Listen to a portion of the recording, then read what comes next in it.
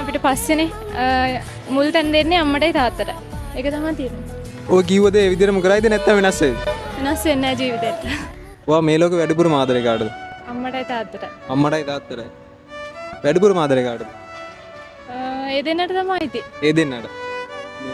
දැන් ඒ දෙන්න ඔයා මෙතනට ගෙන්න ගොඩක් මහන්සි වුණානේ. ඒ දෙන්න වෙනුවෙන් ඔයා මොනවද ඉස්සරහට ඒ කියන්නේ අවසන් වතර දෙන්න බලාපොරොත්තු වෙන්නේ?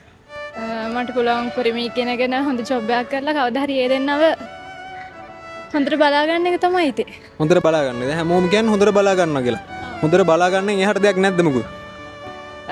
දැන් එයාලා අපිව පොඩි කාලේ නම් ඇත්තටම හොඳට හදලා දෙන්න පුළුවන් උපරිම දේවල් දීලා බලාගත්තනේ.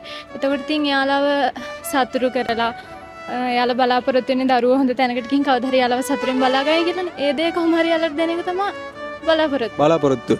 දැන් බොයිෆ්‍රෙන්ඩ් කෙනෙක් ඉන්නවද? නැහැ.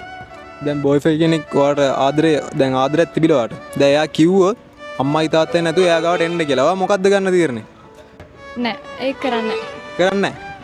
ඒතර නැහැ. අපිට පස්සේනේ මුල් තැන් දෙන්නේ අම්මටයි තාත්තට. ඒක තමයි තියෙන්නේ. ඔය කිව්වද ඒ විදිහටම කරයිද නැත්නම් වෙනස් වෙයිද? වෙනස් වෙන්නේ නැහැ ජීවිතේට. එන දැන් මේ වීඩියෝ එක අම්මයි තාත්තයි දකින්නේ. ඒ දෙන්නට ගොඩක් ආදරේ කියලා කියන්න. මම්මගේ අම්මටයි තාත්තටයි ගොඩක් ආදරේ. ගොඩක් එලියට තුදා පාටන්